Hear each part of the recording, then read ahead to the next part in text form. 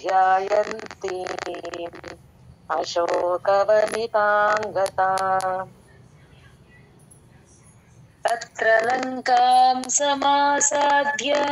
पुरीं रावणपालिताम् ददर्श सीतां ध्यायन्तीम्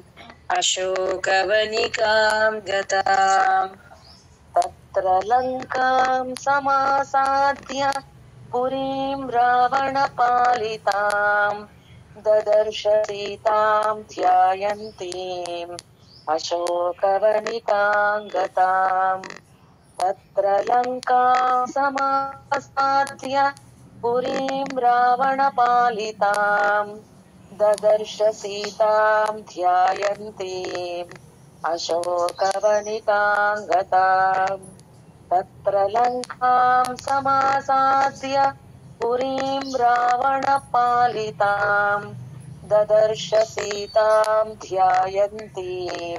अशोकवनिकां गताम्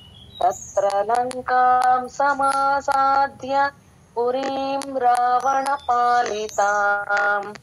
ददर्श सीतां ध्यायन्तीम्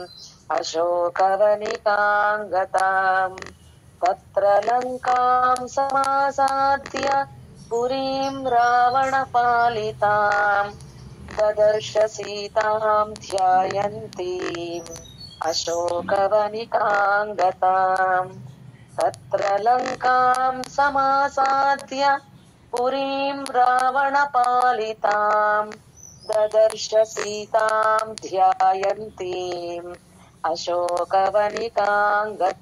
गताम् तत्र लङ्कां समासाद्य पुरीं रावणपालिताम् ददर्श सीतां ध्यायन्तीम् अशोकवनिकां गताम् तत्र लङ्कां समासाद्य पुरीं रावणपालिताम् ददर्श सीतां ध्यायन्तीम् अशोकवनिकां गताम्। जय गुरुदत्त माता। निवेदयित्वाभिज्ञानम्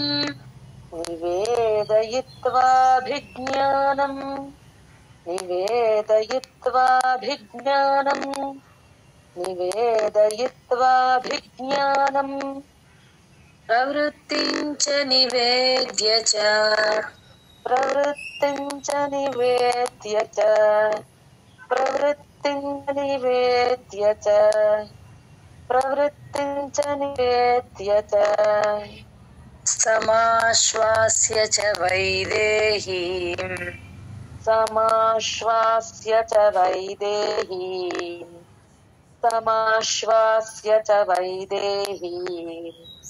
समाश्वास्य च वैदेहीम् मर्दयामास तोरणम्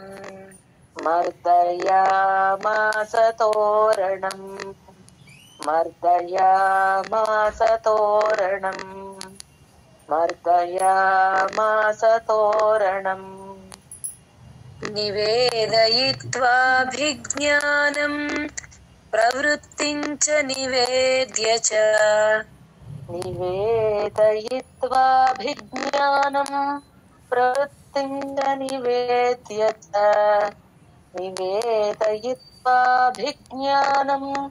प्रवृत्तिं च निवेद्य च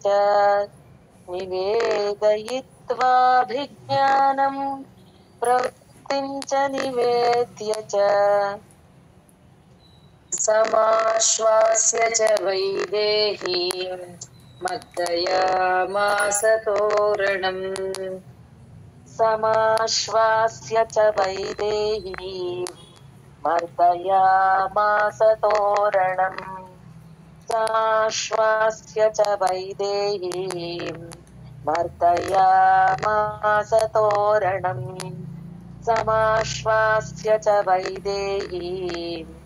मर्दयामास तोरणम् निवेदयित्वाभिज्ञानम् प्रवृत्तिं च निवेद्य च समाश्वास्य च वैदेहीम् मर्दयामास तोरणम्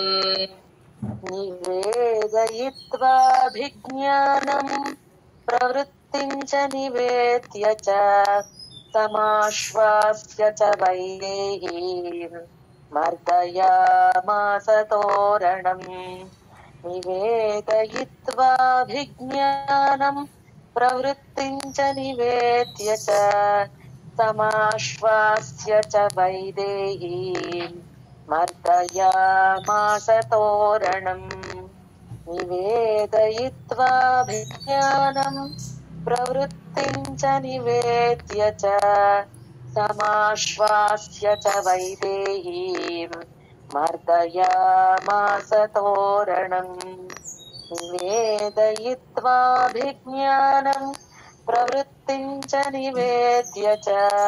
समाश्वास्य च वैदेहीम् मर्दयामास तोरणम् निवेदयित्वाभिज्ञानम् प्रवृत्तिं च निवेद्य च समाश्वास्य च वैदेहीम् मर्दयामास तोरणम् निवेदयित्वाभिज्ञानम् प्रवृत्तिं च निवेद्य च समाश्वास्य च वैदेहीम् मर्दयामास तोरणम् निवेदयित्वाभिज्ञानम् प्रवृत्तिं च निवेद्य च समाश्वास्य च वैदेहीम् मर्दयामास तोरणम् जय गुरुदत्त माताजी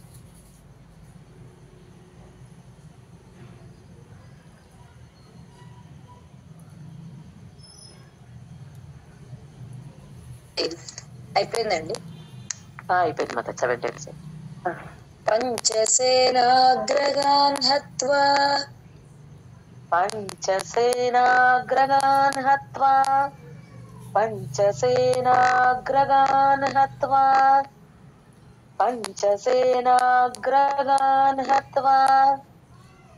సప్తమంత్రిసుతానపి సప్తమంత్రిసుతానపి సప్తమంత్రిసుతానపి సప్తమంత్రిసుతానపి శూరమక్షం చ నిష్పిష్య శూరమక్షం చ నిష్పిష్య శూరమక్షం చ నిష్పిష్య శూరమక్షం చ నిష్పిష్య గ్రహణం సముపాగమత్ గ్రహణం సముపాగమత్ గ్రహణం సముపాగమత్ గ్రహణం సముపాగమత్ పంచసేనాగ్రగాన్ హత్వా సప్తమంత్రిసుతానపి పంచసేనాగ్రగాన్ హత్వా సప్తమంత్రిసుతానపి పంచసేనాగ్రగాన్ హత్వా సప్తమంత్రిసుతానపి పంచసేనాగ్రగాన్ హత్వా సప్తమంత్రిసుతానపి శూరమక్షం చ నిష్పిష్య గ్రహణం సముపాగమత్ శూరమక్షం చ నిష్పిష్య గ్రహణం సముపాగమత్ శూరమక్షం చ నిష్పిష్య గ్రహణం సముపాగమత్ శూరమక్షం చ నిష్పిష్య గ్రహణం సముపాగమత్ పంచసేనాగ్రగాన్ హత్వా సప్తమంత్రిసుతానపి లాస్ట్ అక్షరం దీర్ఘం లేకపోతే సప్తమంత్రిసుతానపి శూరమక్షం చ నిష్పిష్య గ్రహణం సముపాగమత్ పంచసేనాగ్రగాన్ హత్వా సప్తమంత్రిసుతానపి శూరమక్షం చ నిష్పిష్య గ్రహణం సముపాగమత్ పంచసేనాగ్రగాన్ హత్వా सप्तमन्त्रिसुतानपि शूरमक्षं च निष्पिष्य ग्रहणं समुपागमत् पञ्चसेनाग्रगान् हत्वा सप्तमन्त्रिसुतानपि शूरमक्षं च निष्पिष्य ग्रहणं समुपागमत् पञ्चसेनाग्रगान् हत्वा सप्तमन्त्रिसुतानपि शूरमक्षं च निष्पिष्य ग्रहणं समुपागमत् पञ्चसेनाग्रगान् हत्वा सप्तमन्त्रिसुतानपि शूरमक्षं च निष्पिष्य ग्रहणं समुपागमत् पञ्चसेनाग्रगान् हत्वा सप्तमन्त्रिसुतानपि शूरमक्षं च निष्पिष्य ग्रहणं समुपागमत् पञ्चसेनाग्रगान् हत्वा सप्तमन्त्रिसुतानपि शूरमक्षं च निष्पिष्य ग्रहणं समुपागमत् पञ्चसेनाग्रगान् हत्वा सप्तमन्त्रिसुतानपि शूरमक्षं च निष्पिष्य ग्रहणं समुपागमत् पञ्चसेनाग्रगान् हत्वा सप्तमन्त्रिसुतानपि शूरमक्षं च निष्पिष्य ग्रहणं समुपागमत्। जय गुरुदेव। अस्त्रेणोन्मुक्तमात्मानम् अस्त्रेणोन्मुक्तमात्मानम् अस्त्रेणोन्मुक्तमात्मानम् अस्त्रेणोन्मुक्तमात्मानम् ज्ञात्वा पैतामहाद्वरात् ज्ञात्वा पैतामहाद्वरात् ज्ञात्वा पैतामहाद्वरात् ज्ञात्वा पैतामहाद्वरात् मर्शयन् राक्षसान् वीरो मर्शयन् राक्षसान् वीरो मर्शयन् राक्षसान् वीरो मर्शयन् राक्षसान् वीरो मर्शयन् राक्षसान् वीरो। ओकेना माताजी? अंते। मर्शयन् राक्षसान् वीरो मर्शयन् राक्षसान् वीरो मर्शयन् राक्षसान् वीरो यन्त्रिणस्तान् यदृच्छया यन्त्रिणस्तान् यदृच्छया यन्त्रिणस्तान् यदृच्छया यन्त्रिणस्तान् यदृच्छया अस्त्रेणोन्मुक्तमात्मानं ज्ञात्वा पैतामहाद्वरात् अस्त्रेणोन्मुक्तमात्मानं ज्ञात्वा पैतामहाद्वरात् अस्त्रेणोन्मुक्तमात्मानं ज्ञात्वा पैतामहाद्वरात् माताजी अस्त्रेणोन्मुक्तमात्मानं ज्ञात्वा पैतामहाद्वरात् मर्शयन् राक्षसान् वीरो यन्त्रिणस्तान् यदृच्छया मर्शयन् राक्षसान् वीरो यन्त्रिणस्तान् यदृच्छया मर्शयन् राक्षसान् वीरो मर्शयन् राक्षसान् वीरो मर्शयन् राक्षसान् वीरो కొంచెం కిందకి తిప్పండి మర్షయన్ राक्षसान् वीरो। ओकेना? అంతే. మర్షయన్ రాక్షసాన్ వీరో యంత్రిణస్తాన్ యదృచ్ఛయ మర్షయన్ రాక్షసాన్ వీరో యంత్రిణస్తాన్ యదృచ్ఛయ మర్షయన్ రాక్షసాన్ వీరో యంత్రిణస్తాన్ యదృచ్ఛయ అస్త్రేణోన్ముక్తమాత్మానం జ్ఞాత్వా పైతామహాద్వరాత్ వర్షయన్ రాక్షసాన్ వీరో యంత్రిణస్తాన్ యదృచ్ఛయ అస్త్రేణోన్ముక్తమాత్మానం జ్ఞాత్వా పైతామహాద్వరాత్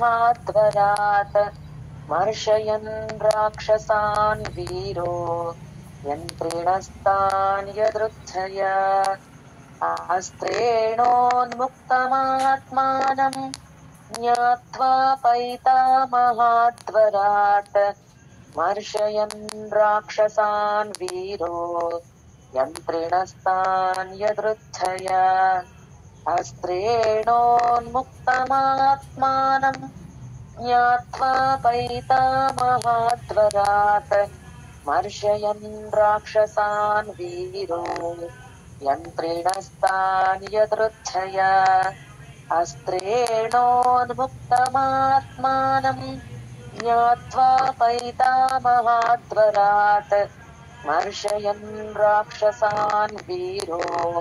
యంత్రిణస్తాన్ యదృచ్ఛయ అస్త్రేణోన్ముక్తమాత్మానం జ్ఞాత్వా పైతామహాద్వరాత్ మర్షయన్ రాక్షసాన్ వీరో యంత్రిణస్తాన్ యదృచ్ఛయ అస్త్రేణోన్ముక్తమాత్మానం జ్ఞాత్వా పైతామహాద్వరాత్ మర్షయన్ రాక్షసాన్ వీరో యంత్రిణస్తాన్ యదృచ్ఛయ అస్త్రేణోన్ముక్తమాత్మానం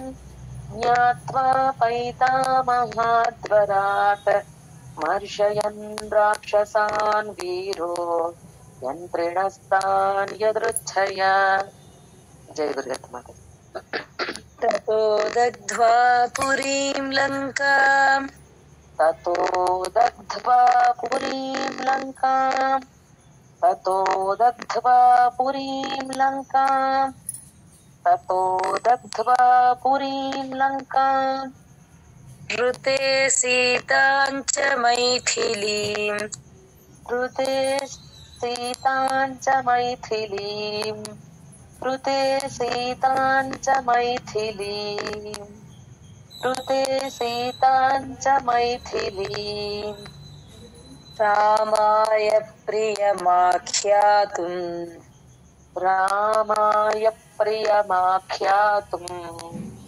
రామాయ ప్రియమాఖ్యాతుం రామాయ ప్రియమాఖ్యాతుం పునరాయాన్ మహాకపిః పునరాయాన్ మహాకపిః పునరాయాన్ మహాకపిః పునరాయాన్ మహాకపిః.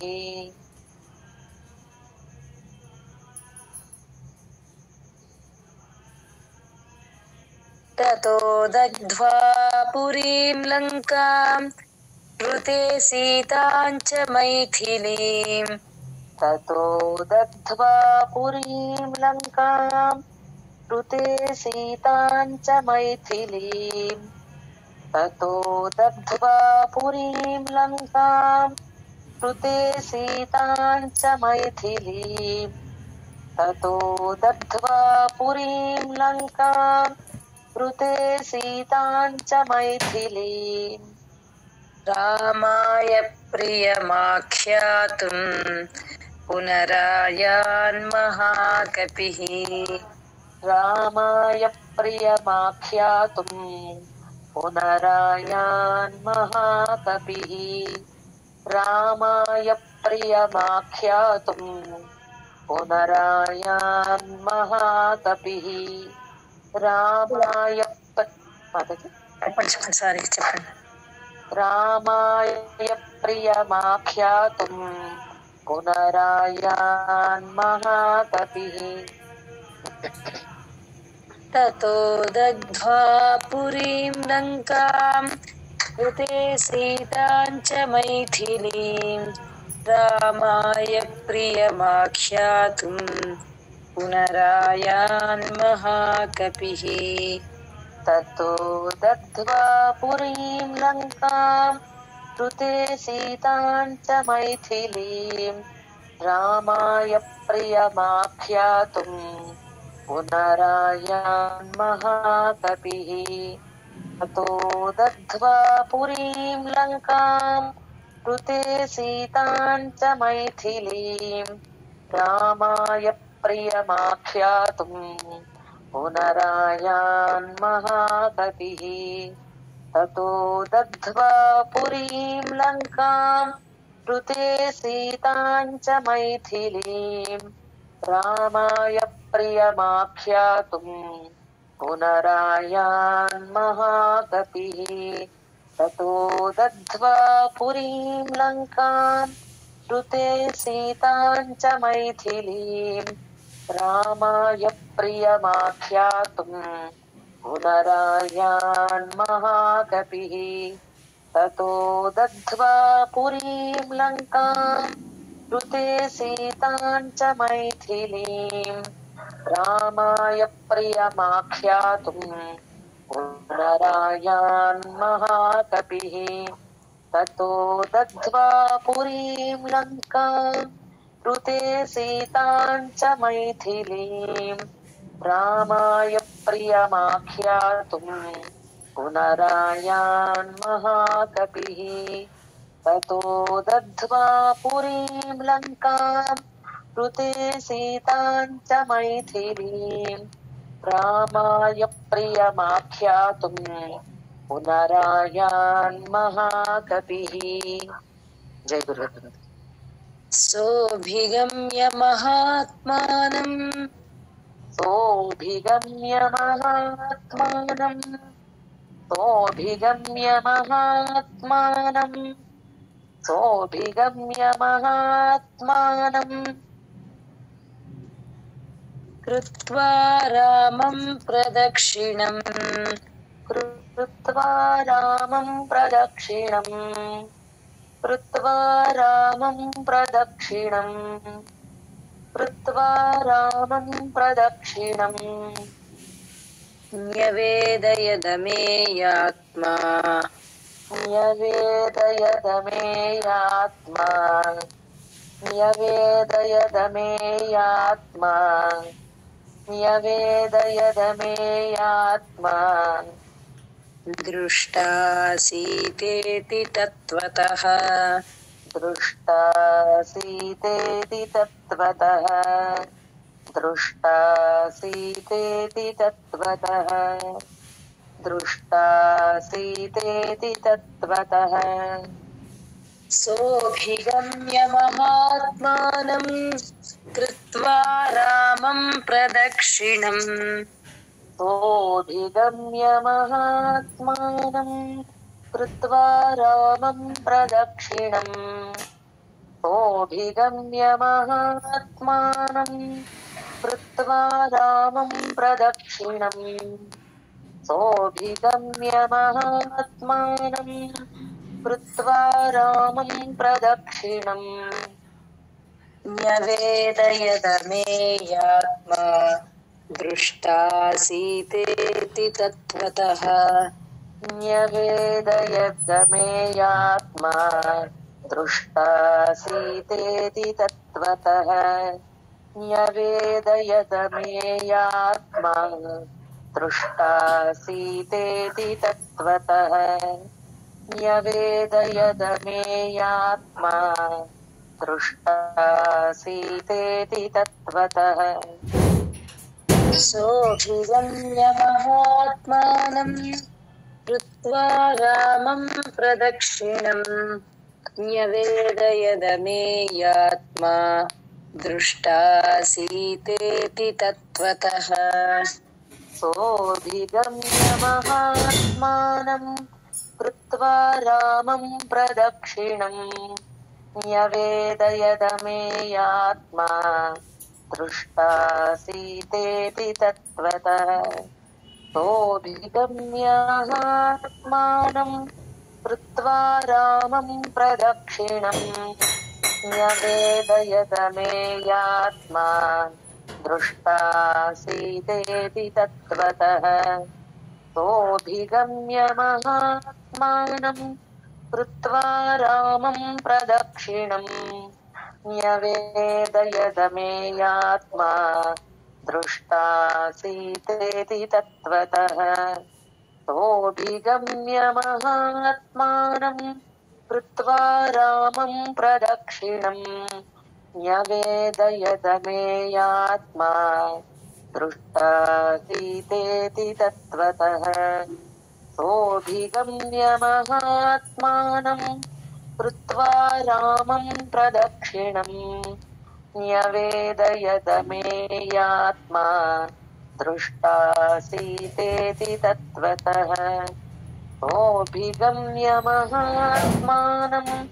कृत्वा रामं प्रदक्षिणम् न्यवेदयदमेयात्मा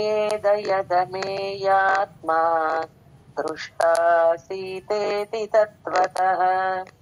सोऽभिगम्य महात्मानं कृत्वा रामं प्रदक्षिणम् न्यवेदयदमेयात्मा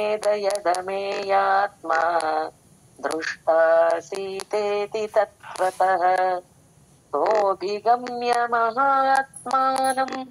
कृत्वा रामं प्रदक्षिणम् न्यवेदयदमेयात्मा दृष्टासीतेति तत्त्वतः जय गुरुदत्त। ततः सुग्रीवसहितो ततः सुग्रीवसहितो ततः सुग्रीवसहितो ततः सुग्रीवसहितो गत्वा तीरं महोदधेः गत्वा तीरं महोदधेः गत्वा तीरं महोदधेः गत्वा तीरं महोदधेः समुद्रं क्षोभयामास समुद्रं क्षोभयामास समुद्रं क्षोभयामास समुद्रं क्षोभयामास शरैरादित्यसन्निभैः शरैरादित्यसन्निभैः शरैरादित्यसन्निभैः शरैरादित्यसन्निभैः ततः सुग्रीवसहितो गत्वा तीरं महोदधेः ततः सुग्रीवसहितो गत्वा तीरं महोदधेः ततः सुग्रीवसहितो गत्वा तीरं महोदधेः ततः सुग्रीवसहितो गत्वा तीरं महोदधेः समुद्रं क्षोभयामास शरैरादित्यसन्निभैः समुद्रं क्षोभयामास शरैरादित्यसन्निभैः समुद्रं क्षोभयामास शरैरादित्यसन्निभैः समुद्रं क्षोभयामास शरैरादित्यसन्निभैः